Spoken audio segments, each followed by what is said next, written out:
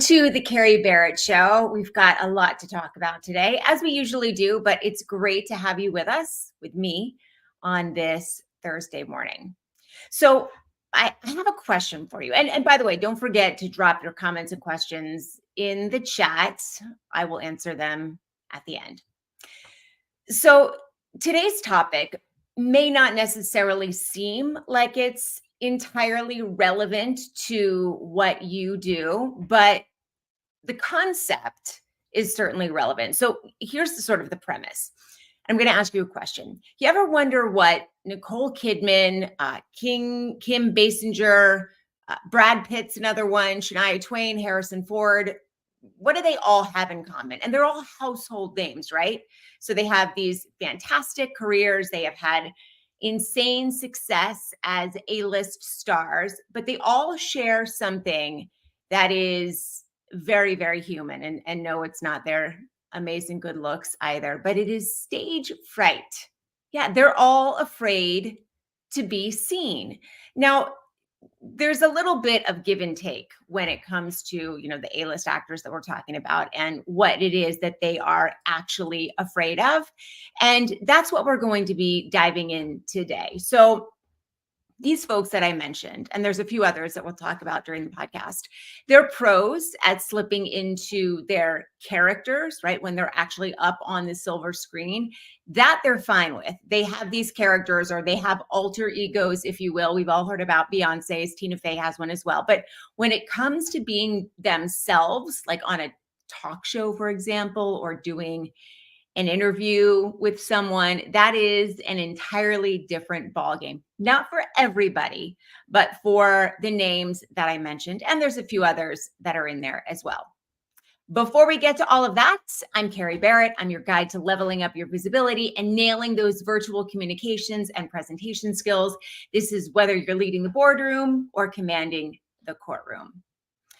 So let's dive a little bit further into this whole sort of paradox. When we think about showing up, when we think about speaking in public, there is a really interesting puzzle that even like the best of stars and the most A-list of A-listers struggle with. And it's not about flubbing lines. It's not about missing a cue or missing their mark on the set. It's about what they describe as this sort of raw terror that comes with being utterly and vulnerably,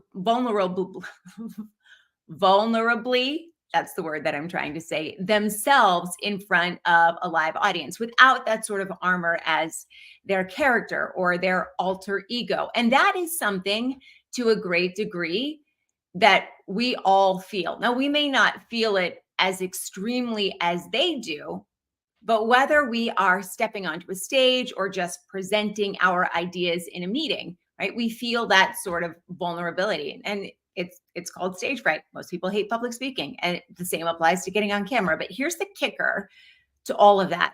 Overcoming that fear is not about walling yourself off. It's not about, sort of dodging your vulnerability. It is, in fact, about embracing your vulnerability. And that's part of what we are going to be talking about today. There is a lot that goes along with that. It may seem like it is somewhat simple, but it actually isn't. It's about embracing this with the fear that goes along with it, right? We all have this sort of internal argument with our egos. Our egos are designed to keep us safe, but they ultimately put up a wall and they prevent us from doing things. And then when we do step onto the stage, the ego prevents us from doing it well. Many of us, right? It's not about being timid. We can't be timid. That's usually what our ego tells us to do. Don't attract attention, but it's about jumping in with both feet and recognizing in the process of doing that, that being seen is scary, but it's also very, very powerful. There's so many high visibility ways that you can drive client awareness and business development and personal branding. And you can create a whole bunch of opportunity for yourself and your business. But this idea of being ourselves is actually what it is that connects us to our audience. along with understanding your audience and what their issues are and their pain points, understanding that.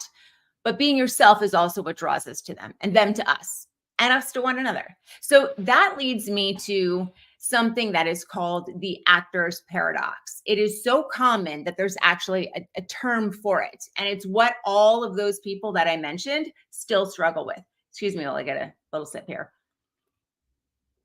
The actor's paradox is the balance between that ego and being vulnerable. It's the balance between humility and, and putting yourself out there, self-esteem. The paradox, the actual paradox, right? The crux of this is that in addition to humility and sort of being free from an ego that drives your decisions, and we all have one, even if we don't think we do, the actor in this case, right, and this applies to you, has to develop enough self-esteem to be able to deal with the mountain of rejection that he or she is going to face in the business. And this is applicable to you as well. Because just like a very ego-driven actor or actress never fully realizes their creative potential, those overly sensitive actors and actresses also never realize necessarily their business potential. They get depressed. They develop a negative defensive sort of mindset. And that's the ego at work, designed to insulate them from rejection. So they shrink from showing up, and it dulls their ambition. It kills the forward momentum in their careers. And this is where it applies to you. So I'm going to take a real world example. And I want you to imagine for a second, close your eyes if you need to. Imagine for a second stepping into the shoes of one of the people that I mentioned before, right? Somebody who is celebrated for being amazing in their character acting, and also somebody who is entirely terrified of being themselves when they are in the spotlight. So the next name that I'm going to mention is Emma Watson. And if you have watched any of the Harry Potter movies, you know exactly who I'm talking about. She basically grew up on the screen, right? She now is, she has surpassed her status as an actor. She is a UN Woman Goodwill Ambassador, standing up for gender equality. She's had to navigate that transition from being an actor to being a public advocate, if you will. And despite the fact that she is amazing when she steps in front of the camera, speaking out on some of those issues that are really close to her heart was a whole new kind of challenge, because aside from being herself, she's also talking about something that's important to her, a personal, if you will, vulnerability. So her story shows that there really is power in aligning your public presence, if you will, with what it is that is your purpose, your convictions, your passions, if you will.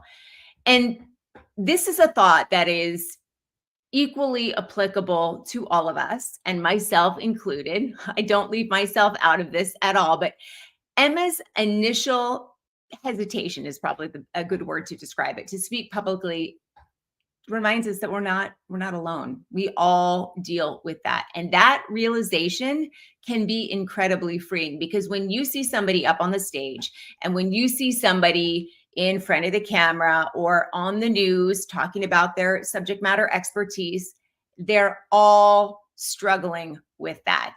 They have just figured out how to do it with the struggle. And the rejection, which inevitably comes, is something that they're able to compartmentalize. So it's not about doing this without any fear. I want to be clear about that. It's about moving through it. And one of the things that's key to remember as you're talking about that is that your audience, no matter where you are, they're more on your side than you might think. They want you to succeed because they're there. They're watching. And when you bring all of that stuff together, you can turn with practice Doesn't come right away. There's certainly mindset that's involved here. We talked a little bit about performance mindset on last week's episode, but when you bring all of this together, you can turn public speaking from being a source of strictly anxiety and something that you do not do to a meaningful platform for connection, certainly, but also advancement in your career, leadership, visibility opportunities, selling opportunities, business development, client awareness, etc. Okay, so now we're going to talk about some of the tactics or tips that you can use to move forward. What is your path, right? So we're going to be looking at you right now, and I should point the crooked finger as well because this applies to me. So a lot of my clients, most of them in fact, dread public speaking.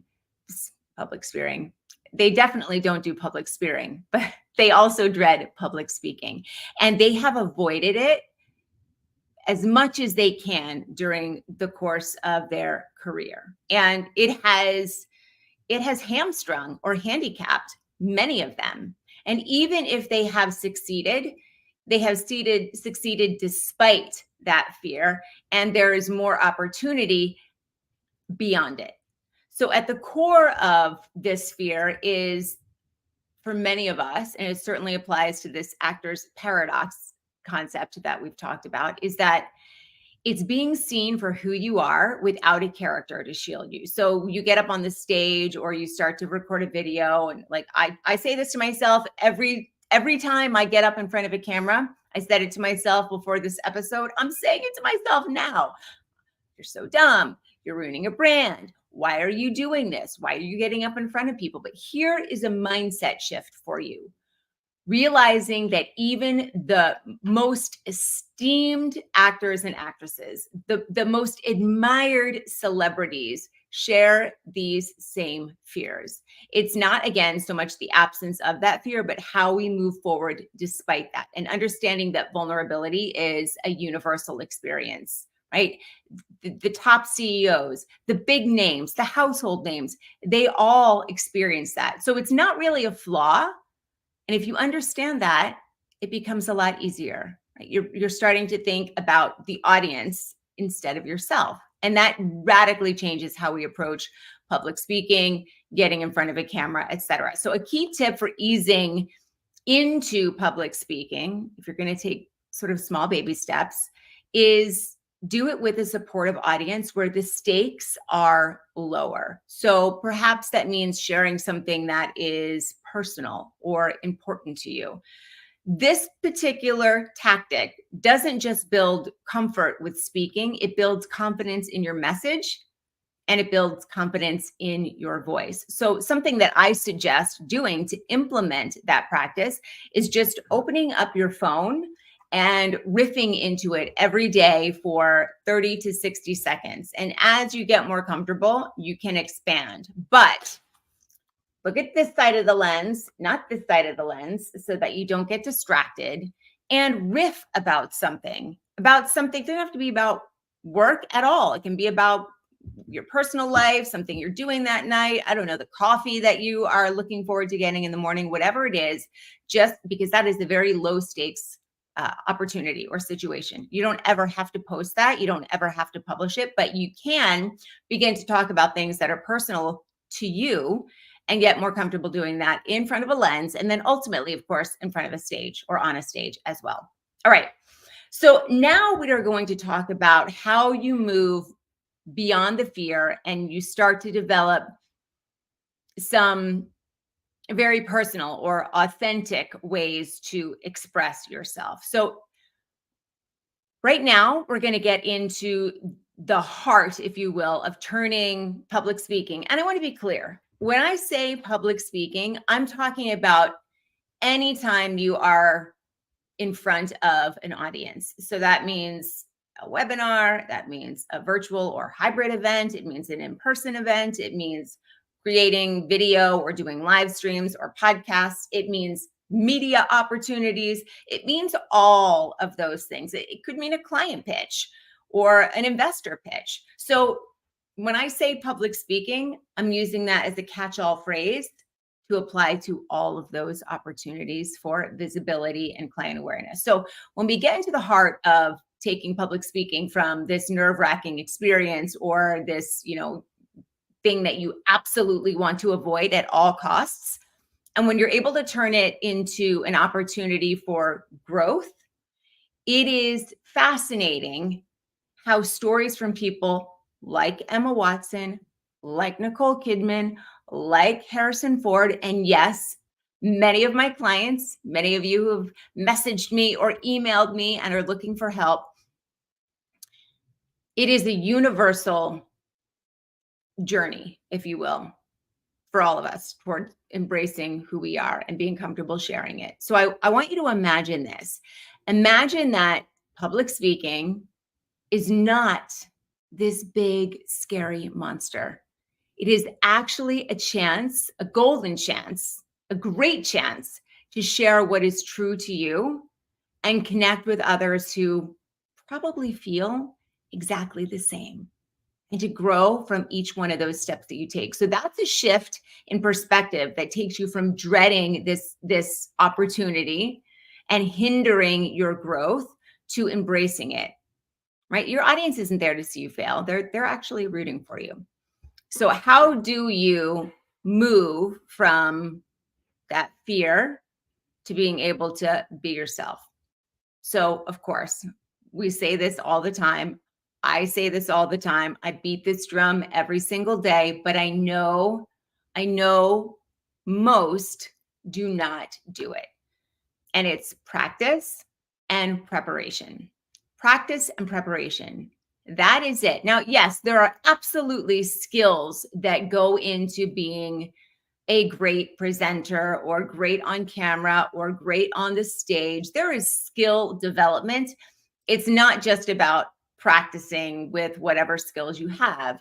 It is about actually developing those skills and then deploying them and executing them. But if you've got sort of stage jitters and you have practiced and it's time to, soon step into the spotlight, a little bit of mindfulness, a couple of deep breaths can help you focus on what is important here. So for example, I'm incredibly self-conscious. I always have been, but I've learned to compartmentalize that for the most part.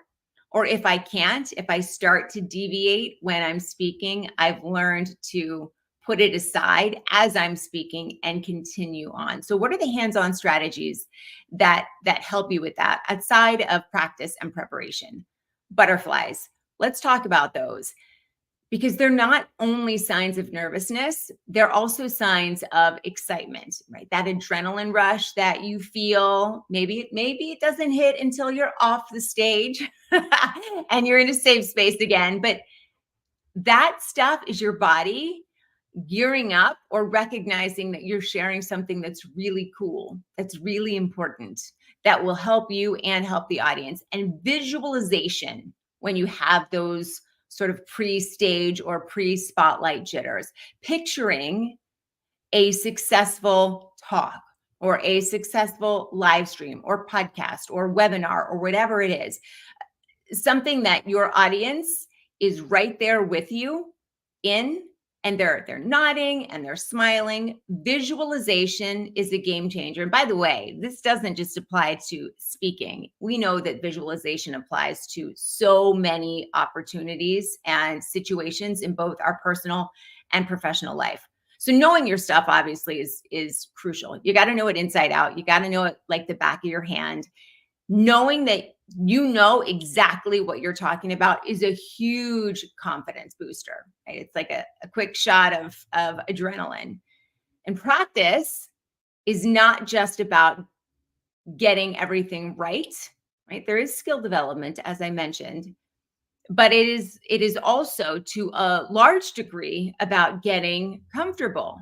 So I mentioned, opening up your phone and talking for 30 to 60 seconds every day. Do that for 30 days and pick one thing to work on. Let's say for the first 5 to 10, and maybe it's energy, or maybe it is the rate at which you speak or your vocal variety. Pick one thing and then work on it. You will hear people say that you should practice in front of a mirror. I think that's a terrible idea, because not only are you trying to deliver, you're also trying to critique yourself at the same time. And that is a recipe for getting entirely in your head and actually making things worse. If you have a trusted friend that you can practice in front of to get some real-time feedback, that's great. However, recognize that that also has the potential to go sideways. And the reason is that speaking is very subjective. It's not a science. It's not 1 + 1 = 2. And so you might do something that is actually great for the audience to whom you're planning to deliver this particular presentation to, but to your friend watching, without the skill set to really understand what all the elements are that come together, what all the gears are to make something work when you're up on stage or in front of a camera, they too can sort of turn things sideways and you can get in your head. So my best suggestion for you there is, if you're not going to hire a coach, you should just practice in front of your phone. And in fact, even if you hire a coach, you should practice in front of your phone. Also, developing a little ritual before you get in front of the lens or you step up on the stage works as well. So maybe it's a couple of deep breaths. Maybe it's a quick walk around the building or around your office or house or whatever it is. Maybe it's a song that gets you pumped up. I know this sounds generic and you're like, oh, is that really going to help me? But I do want you to try it, because when you eventually create this connection between whatever that activity is and what comes next, your brain will also tell you, hey, we've got this, right? I understand what these activities mean and I understand what's coming next. And I can bring those two things together to make the end result even better.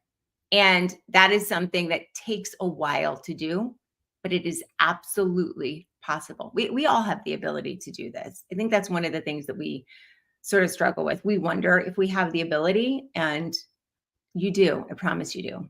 If I do, you do.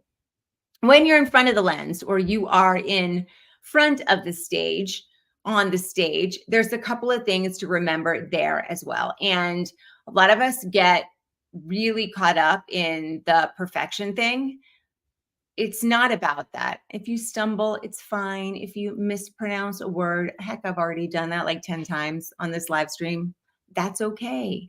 All of that stuff is human. Pausing if you need to sort of regroup your thoughts, that's fine. It's actually kind of powerful. It can be, rather than filling it with ums or ahs or just sort of stuttering and moving on. Gives you a moment to gather your thoughts and your audience, in fact, a chance to digest what you've said. I know pauses, they seem forever. In fact, in the news industry, we used to call them the pregnant pause. It's like that pause that lasts for a little while and you hear silence, dead air, if you will, and it sounds like, it feels like it's taking forever for the next word to come out. That can actually be a really powerful moment. And recognize that when you're in that moment, it always, always, always feels a whole lot longer and a whole lot worse than it actually is. So the next thing to talk about is eye contact. And when you're able to do that, you can turn a speech, even if it's in front of an audience of thousands in person, you can turn it from a monologue into what actually feels like a conversation. Same thing applies if you're on video. You always want to feel like you're talking to one person, and recognizing that that one person is sort of replicated all over. But if you're just talking to one person, not only is that a mindset shift, but it makes it a little bit easier, and it makes the whole experience a little more personal, rather than sort of just like unidirectional dumping information.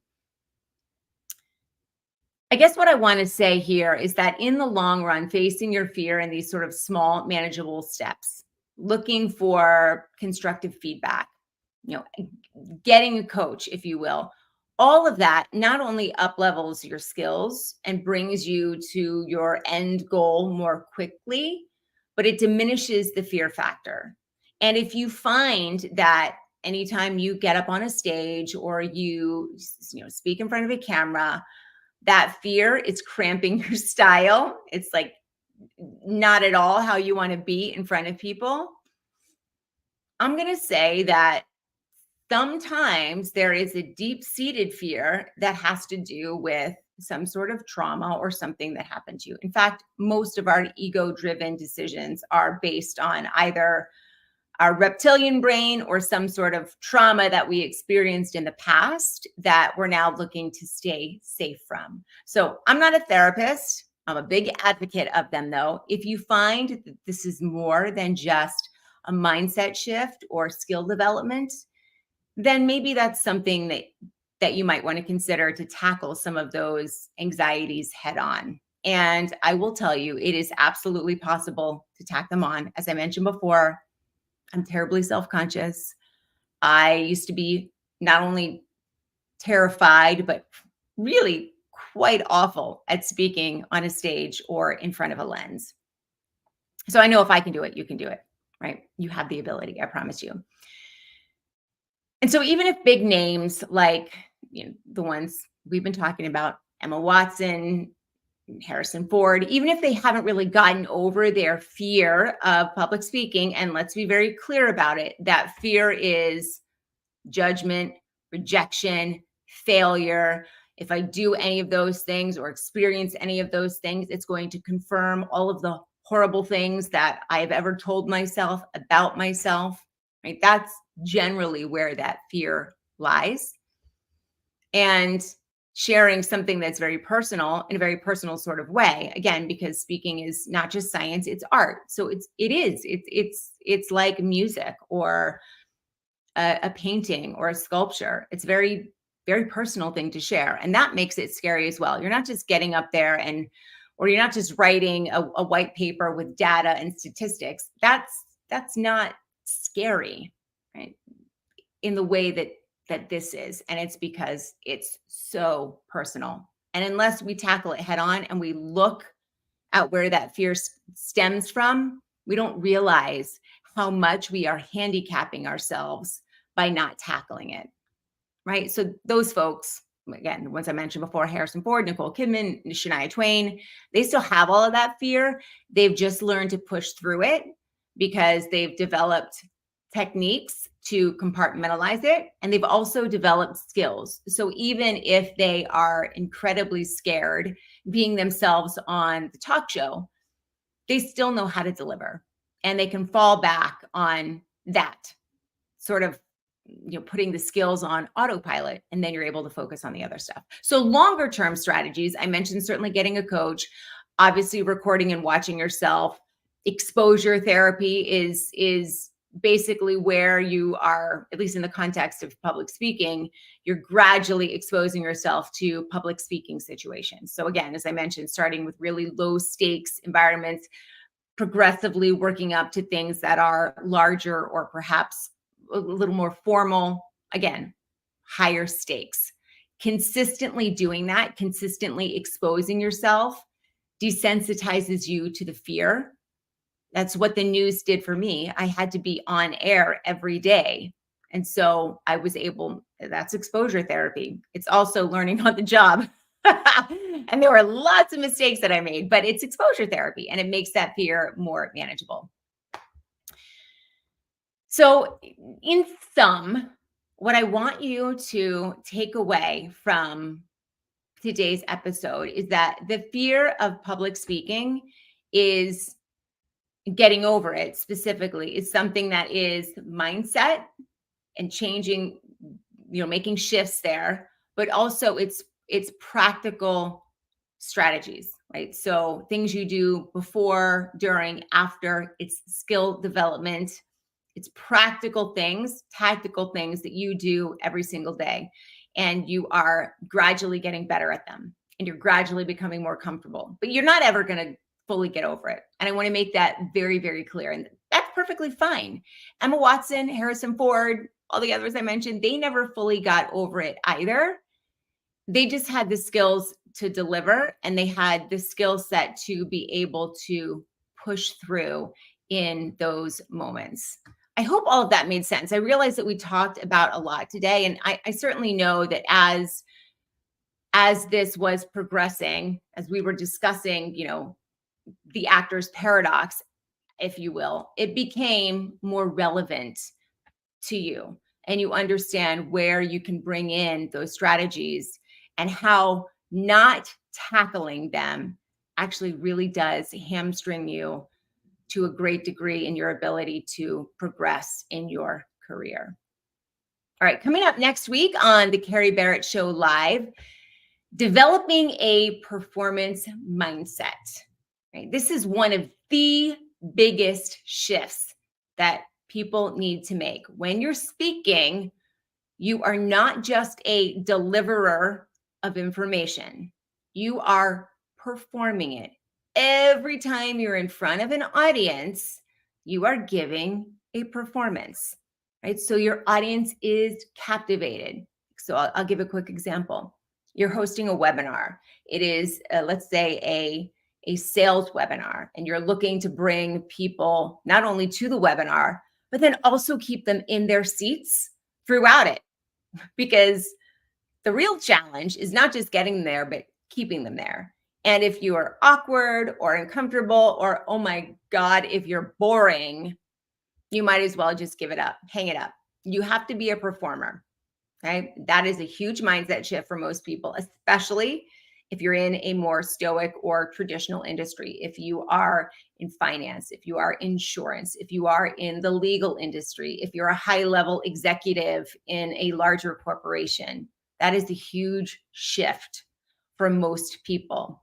And for me, very quickly, before we wrap this up, in the news industry, I realized about 6 months in that I was just a deliverer of information, and I wasn't actually keeping my audience captivated.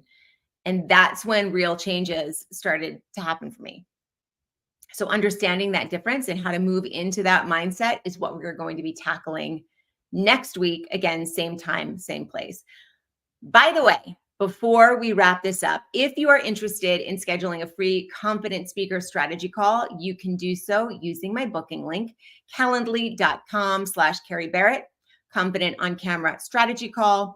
If you are listening to this podcast, you will find the link to that in the show notes. And if you are watching us here live, joining us live, I will put that link in the comments. Thank you for joining me, and I hope that you have a spectacular day.